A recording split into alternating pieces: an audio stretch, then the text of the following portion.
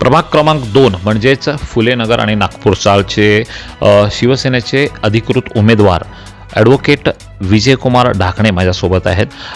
Sir, तुम्हाला शिवसेनेकडून अधिकृत उमेदवारी मिळाली, त्याबद्दल काय बोलाल तुम्ही?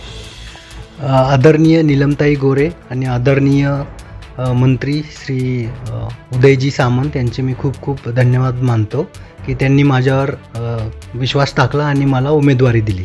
आता उमेदवारी देताना ॲक्च्युअल प्रत्येक उमेदवाराचा एक कार्याचा आढावा बघितला जातो. काही ठळक कामं आहेत का जी तुम्ही अगोदर केलेली आहेत? हो, कामं तर समाजकारणामध्ये आहेच. वकील असल्यामुळे मला त्याचा लोकांच्या ज्या प्रश्नाची जाण आहे, गरीब लोकांच्या ज्या अडचणी आहेत ते मी व्यवस्थित समजू शकतो आणि करोना काळामध्ये देखील मी गरीब लोकांसाठी काम केलेलं आहे. ज्या पद्धतीनं आता तुम्ही प्रचाराच्या दरम्यान पदयात्रा करताय किंवा स्लम एरियात किंवा उच्चभ्रू सोसायटीत जातात, तर सर्वसामान्यांच्या नागरिकांच्या समस्या जाणून घेण्याचा प्रयत्न करताय. असे काही ठळक तुम्हाला समस्या जाणवलेल्या आहेत का? ठळक समस्या जाणवलेल्या आहेत आणि विशेष म्हणजे माझ्या एरियामध्ये वस्त्या खूप आहेत. वस्त्यांमध्ये त्या वस्त्या ज्या आहेत त्या नदीच्या कडेला आहेत. जेव्हा पुण्याच्या मुळामुठा नदीला जेव्हा पूर येतो तेव्हा त्या वस्त्यांमध्ये पाणी जातं आणि खूप साऱ्या फॅमिली ज्या आहेत किंवा ते जे कुटुंब आहेत त्यांचं खूप सारे पाण्यामुळे नुकसान होतं. तो एक बेसिक विषय आहे.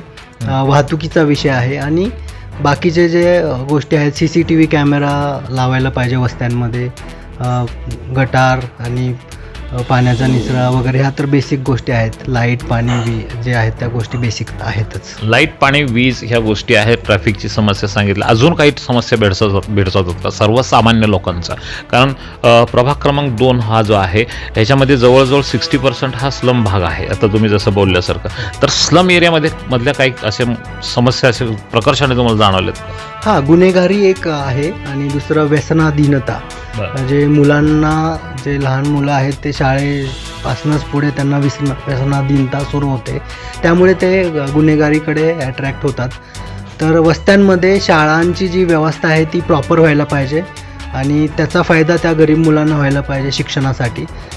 हे महत्त्वाचा विषय आहे.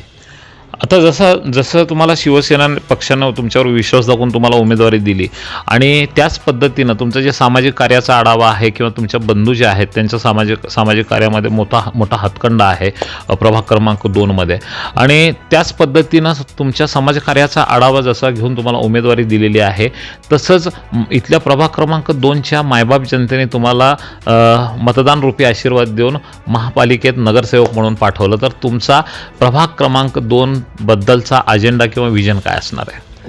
प्रभाग क्रमांक 2मध्ये ज्या वस्त्या आहेत त्यांचा पुनर्विकासाचा एक विषय आहे. तो खूप वर्षापासून प्रलंबित आहे. दुसरी गोष्ट आहे नागपूर चाळ हाऊसिंग बोर्ड. तेथे देखील जो पुनर्वसनाचा जो विषय आहे तो खूप पेंडिंग आहे. 40 वर्षापासून चा विषय आहे. तो व्यवस्थित हाताळला गेलेला नाही आहे. त्या एरियातनं उपमहापौर देखील झाले होते, पण त्यांच्याकडून ते काम ज्या गतीने व्हायला पाहिजे होतं ते काही झालं नाही. तर माझं विजन आहे की पुनर्वसन जो आहे आपल्या वस्त्यांचा आणि नागपूरचा हाऊसिंग बोर्डाचा, हा एक खूप महत्त्वाचा विषय आहे. आता तुम्ही एक ॲडव्होकेट आहात, सर्वसामान्य. आता मी जसं अजून परत तो मुद्दा घेतो की नागपूर चाळ आणि फुले नगर याच्यामध्ये स्लम एरिया भरपूर आहे आणि तिथे म्हणजे सर्वसामान्य नागरिकांना एखाद्याच्या घरी असं होऊ नये कधी कोर्ट कचेरीचा प्रॉब्लेम आला तर तुम्हाला माहिती आहे कोर्टाची आणि दवाखान्याची पायरी चढू नये म्हणून असं लोक बोलतात. तर त्या लोकांना तुमची मदत कितपत होणार आहे?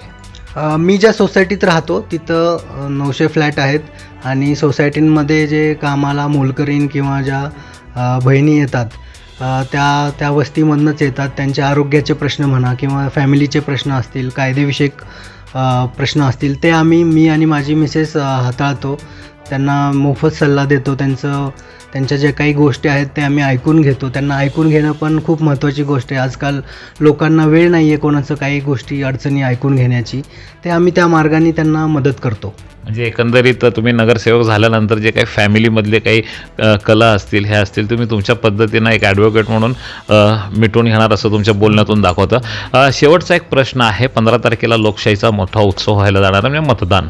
तर तुम्ही तुमच्या मतदारांना काय आवाहन कराल?